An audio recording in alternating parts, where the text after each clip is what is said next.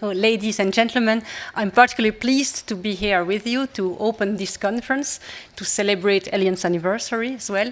And also, as you were saying before, I have in the past had the pleasure to work with ECAS to indeed increase civic participation in Europe. So I'm particularly glad to be there both to cover education and civic participation. So my speech will in particular focus on citizenship education. That will be one of the issues, on how to also welcome better migrants in schools, and what we can do, what the EU is doing in the education field to improve education systems. So the topic for today is freedom of choice. And I would like to add an informed choice, because I think freedom of choice without information and without education doesn't mean anything. It would be redundant to highlight here the key role that education is playing. There is, I think, no freedom of choice without education. And you already highlighted a few factors, a few challenges that are now challenging the European project. There is, of course, these large fluxes of migrants in Europe.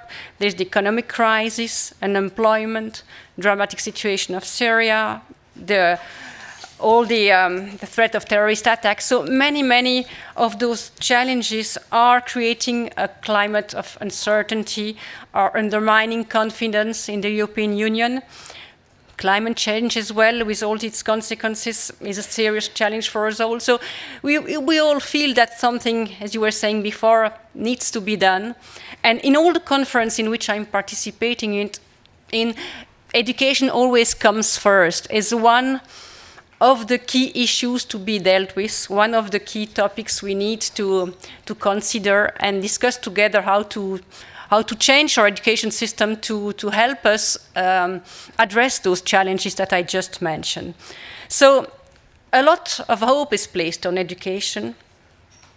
And actually today, 7th November, Commissioner Navracsics is presenting the 2016 edition of the European Commission's Education and Training Monitor. You might read or listen to his this press release, press intervention today, and he will in particular highlight that member states need to make their education systems, and I will use his word, more relevant and inclusive, in particular regarding the integration of newly arrived migrants and refugees.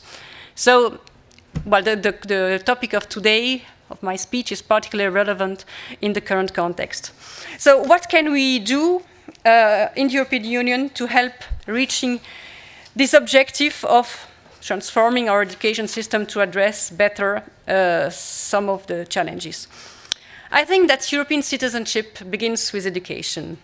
And it is essential that education focuses on the values that are listed in Article 2 of our Treaty on the European Union, on the respect for diversity, for tolerance, for human dignity, human rights, and of course not only on acquiring job skills. This is, I think, an important trend that we are observing now in the European Union, certainly at the level of the Commission, is that we need to, when discussing about education, it's not only finding skills to get a job, but it's also having the right skills to have a real life, to be active in the society, to have an active role in the society. And I'm sure that European citizenship cannot exist without learning.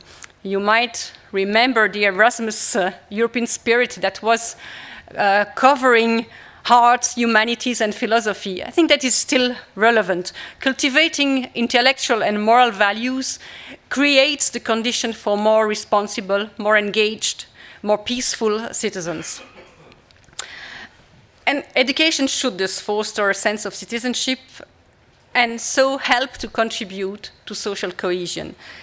The European values of freedom, of diversity, should form the basis of education, and it's important to create learning environments which appeal directly to children and challenge their creativity. I know that's one also of your request. I read your manifesto and fully agree with you that there is the need for this holistic view of education.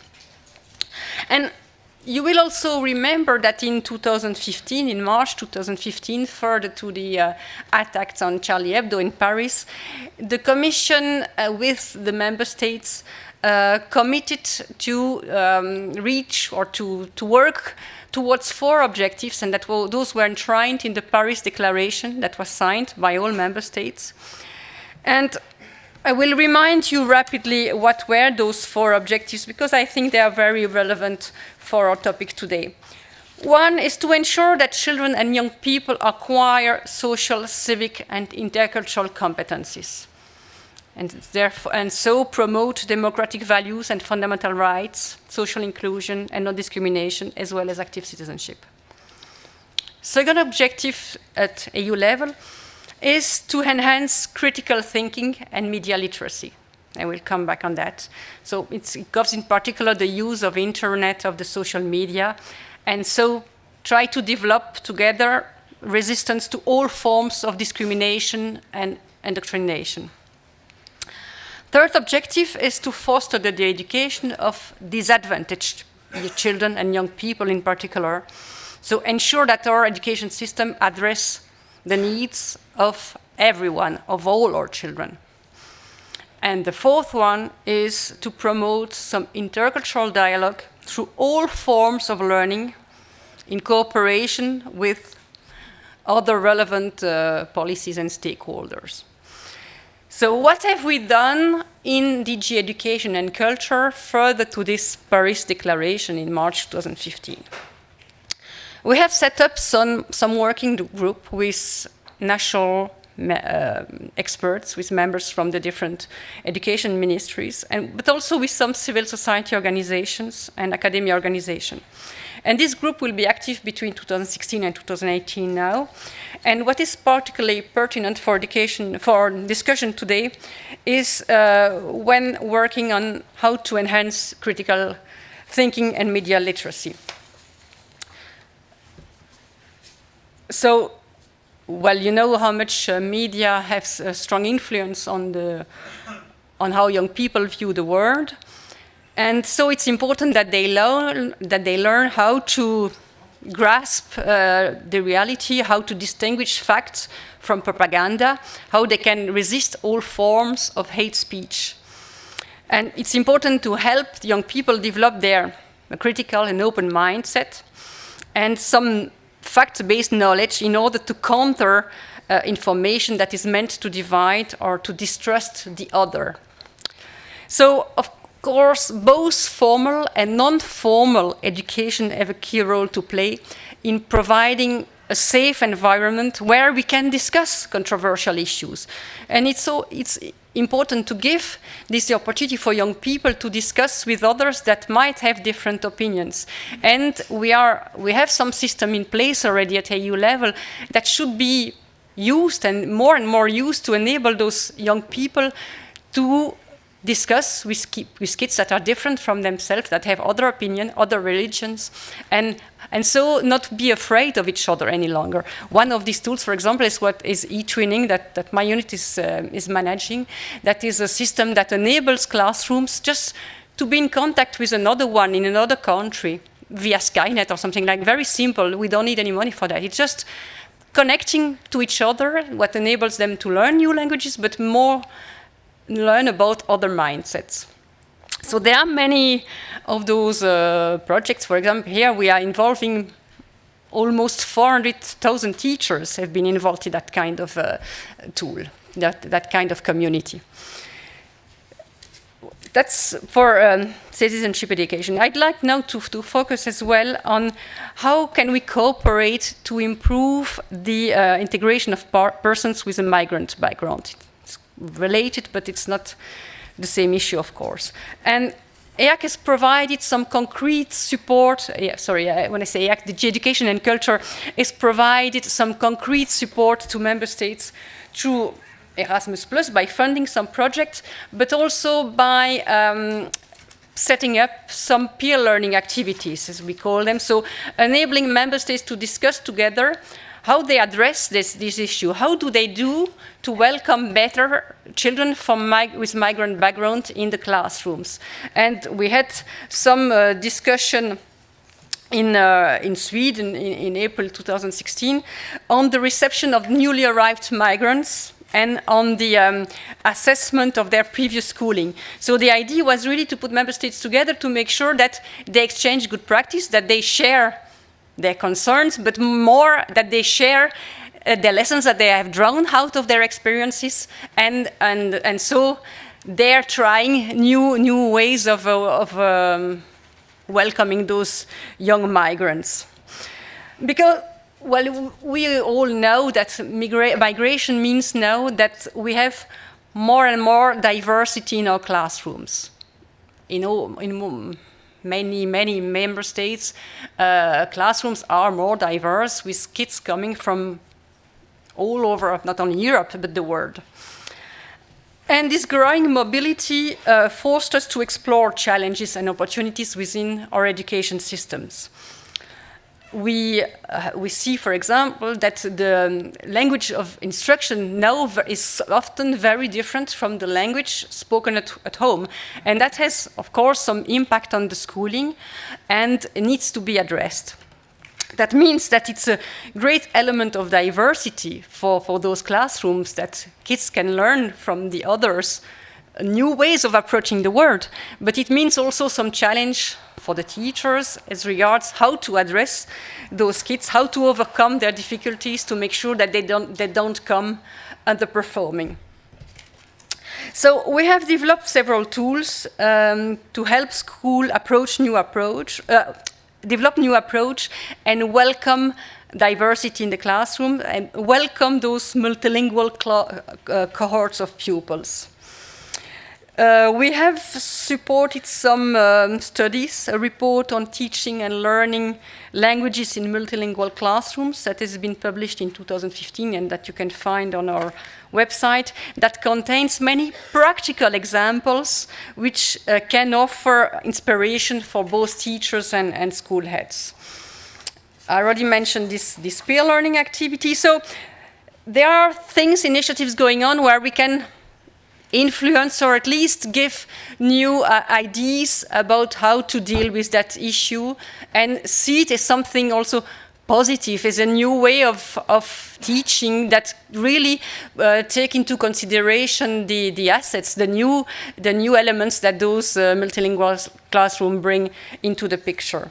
So we have 3 ways in the Commission to improve education systems in Europe, and the first one is this open method of cooperation, is this policy cooperation to support member states in developing reforms and renew their education systems. And well, I have the pleasure to see here some representative from the European Council for Steiner Waldorf Education, and they are part of our working group and gave a great input in those discussions when we discuss the governance of school education systems and how we can then promote higher quality through sustainable innovation and inclusion. So the innovation aspect as well is important. We mentioned the inclusion one already earlier on, but it's also important to discuss together what are innovative practices, in particular innovative collaborative practices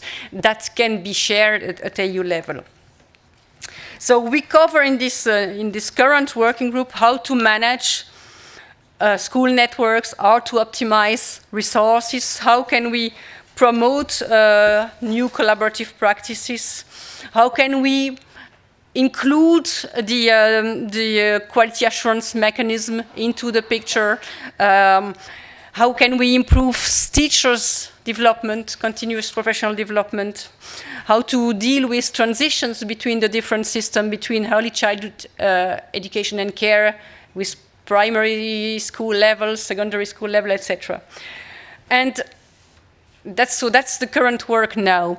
Maybe what would be interesting to share with you as well is what we have been doing in the last years, because I think it's also very relevant to the issues that you mentioned in your manifesto and that came in the discussions before during lunchtime, is that when we discussed with member states how to reduce early school leaving, because this is one of the targets that we want to reach at EU level, there were lots of discussion between national experts, and we came to the conclusion that actually combating early school leaving doesn't mean focusing on a few pupils that are at risk, but it's really looking at all children. It's having some way of approaching education that is valid for everyone, all of them.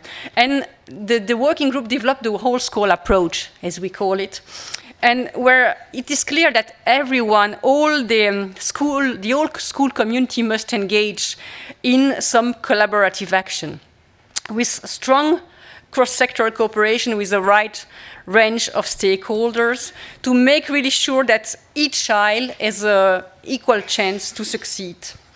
So this group developed the idea that the learner must be at the center of education. Well, I'm sure that it's not something new for you, but it's important to repeat and see that it was really the result of the working group that comprises members from all member states.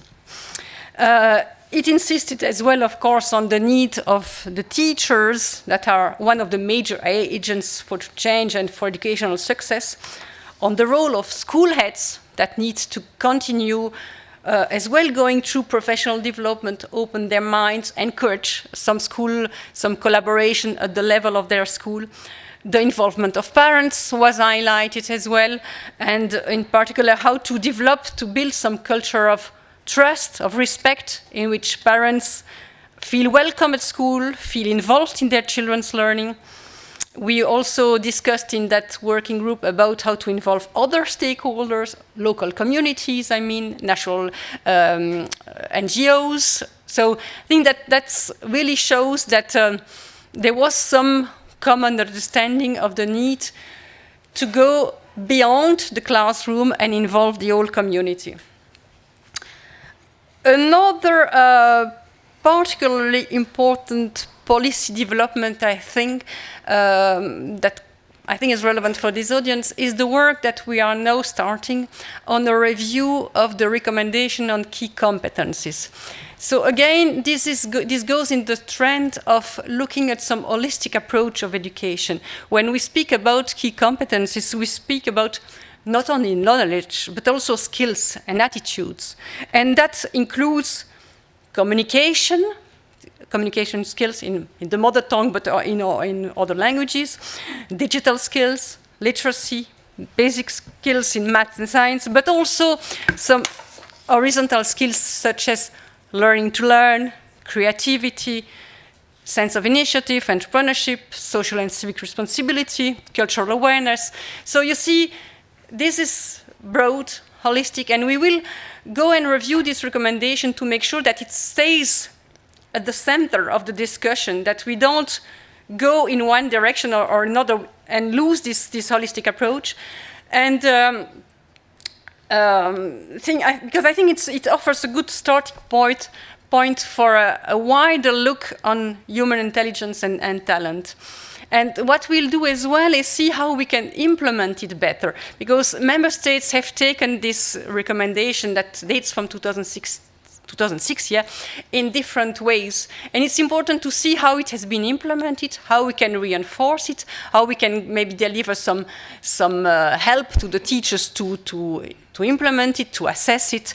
So that will really be one of our key initiatives, key work in the next months. Now, I spoke a lot about policy cooperation.